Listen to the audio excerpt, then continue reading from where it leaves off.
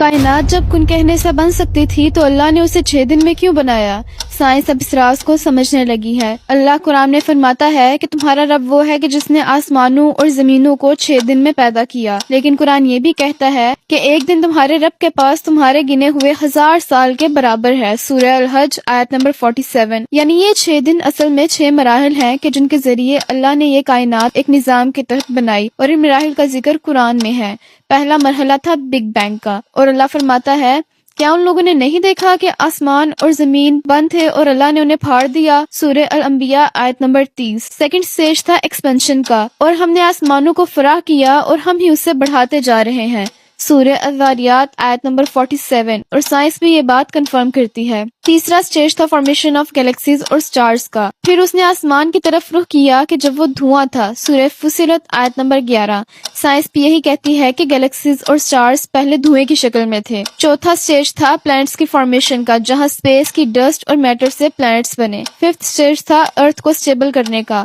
اللہ فرماتا ہے ہم نے زمین میں پہاڑ جمائے تاکہ وہ تمہیں ہلا نہ سکے۔ سورہ لقمان آیت نمبر 10۔ اور آخری اور چھٹا سٹیج تھا زندگی کے ظہور کا، جہاں قرآن کہتا ہے ہم نے ہر زندہ چیز کو پانی سے پیدا کیا۔ سورہ الانبیاء آیت نمبر 30۔ اور بایولوجی بھی یہی کہتی ہے۔ تب سمجھو کہ اگر اللہ چاہتا تو سب کچھ ایک سیکنڈ میں بنا دیتا، لیکن یہ 6 مراحل اس لیے تاکہ انسان سمجھ سکے کہ قدرت میں ہر چیز ایک نظام، حکمت، بیلنس کے تحت بنتی ہے۔ قرآن اور سائنس دونوں اس بات کی طرف اشارہ کرتے ہیں کہ کائنات کوئی رینڈم ایکسپلوژن نہیں، بلکہ یہ اللہ کی قدرت کا ایک عظیم اور پرفیکٹ نظام ہے۔ ہماری زمین شروع میں ایک پگھلا ہوا آگ کا گولا تھی، پگھلا ہوا آگ کا گولا جس پر کہیں کوئی ٹھہراؤ نہیں تھا، جس میں ہر طرف لاوا ہی لاوا تھا، جس میں زہریلی گیسز تھی، گویا ابلتا ہوا جہنم تھی ہماری یہ زمین۔ آگ لگی ہوئی ہے۔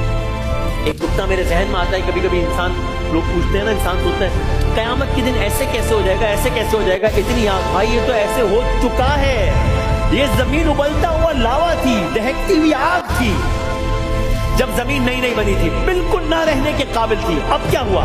داستان زمین آگے بڑھ رہی ہے۔ جب زمین نئی نئی بنی، جس طرح میں نے عرض کیا، آگ کے دہکتے ہوئے گولے کی طرف طرح تھی، ہر طرف آتش فشانی پہاڑ پھٹ رہے تھے، اندر سے زہریلی گیسز تھی، بھاپ کے بادل نکل رہے تھے۔ اب کیا ہوا؟ مختلف تھیوریز ہیں، ہم صرف ایک عرض کرتے ہیں کیونکہ ٹائم کم ہے۔ انہی آتش فشانی دھوئیں میں واٹر ویپرز کی بہت بڑی مقدار شامل تھی۔ یہ بخارات آہستہ آہستہ زمین کے گرد جمع ہو کر ایک موٹی ایٹماسفیئر بنا گئے۔ یعنی قصہ مختصر ہے، آسان الفاظ میں یہ کہ ادھر زمین میں آگ لگی ہوئی ہے اور یہاں ایٹماسفیئر بن گیا ہے۔ آسمان بارش کے پانی سے بھرے بادلوں کی طرح تیار ہو گیا ہے۔ پھر یاد رکھیے گا، حادثہ نہیں ہے، منصوبہ ہے۔ آگ لگی ہوئی ہے، آگ کو پانی نے بجھانا ہے۔ اللہ تعالیٰ نے پانی کے بادل تیار کر دیے ہیں، بارش ہونا شروع ہو گئی ہے۔ اب بارش ہونا شروع ہو گئی ہے، اب منظرنامہ بدلنا شروع ہو گیا ہے۔ لیکن ذرا سی بارش سے ہونا ہی کیا ہے؟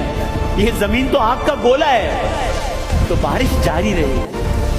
یہ بارش 1 سال جاری رہی نہیں، یہ بارش 10 سال جاری رہی نہیں، 1000 نہیں، لاکھ نہیں، اگین محتاط ترین اندازوں کے مطابق، محتاط ترین اندازوں کے مطابق یہ مسلسل بارش 10 لاکھ سالوں تک جاری رہی ہے، تب جا کر زمین ٹھنڈی ہونا شروع ہوئی ہے۔ میں پھر کہہ رہا ہوں یہ محتاط اندازہ ہے، کچھ اندازوں کے مطابق یہ بارش کروڑوں سال تک جاری رہی ہے۔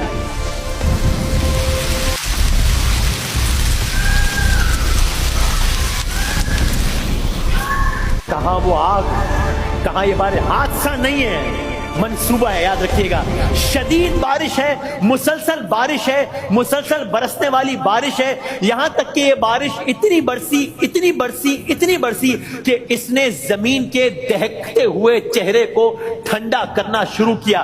اتنی برسی کہ زمین کے جو گہرے گڑھے تھے اس میں پانی جمع ہوتا گیا۔ اتنی برسی کہ زمین پر دیکھتے ہی دیکھتے تو نہیں، کروڑوں سالوں میں اب سمندر وجود میں آنا شروع ہو گئے۔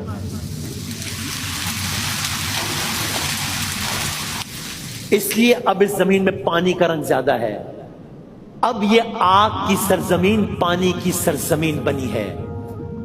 حادثہ نہیں ہے، منصوبہ ہے. ایک ایک چیز جب جب جہاں جہاں جیسے جیسے ہونی چاہیے تھی ویسے ہوئی ہے. میں سوچتا ہوں کوئی انسان، کوئی سائنسدان، کوئی صرف ایک منظر دیکھ رہا ہو، وہ صرف بارش کا منظر دیکھ رہا ہو کہ بارش ہوئے جا رہی ہے لاکھ سال، 2 لاکھ سال، 10 لاکھ سال، 25 لاکھ سال کیوں ہو رہی ہے. لیکن اب آپ نے یہ سارے منظر دیکھ لیے، یہ اب سمجھ آ رہا ہے حادثہ نہیں ہے، اس کے ہر کام میں تدبیر ہے، ہر کام میں منصوبہ ہے. اب سمجھ آ رہا ہے. اس سے پہلے صرف سنتے تھے، اب سمجھ آ رہا ہے کہ کیسے اس کے ایک ایک کام کے پیچھے کوئی تدبیر ہے اور کیسے اس کے ہر کام کے پیچھے کوئی نہ کوئی منصوبہ ہے.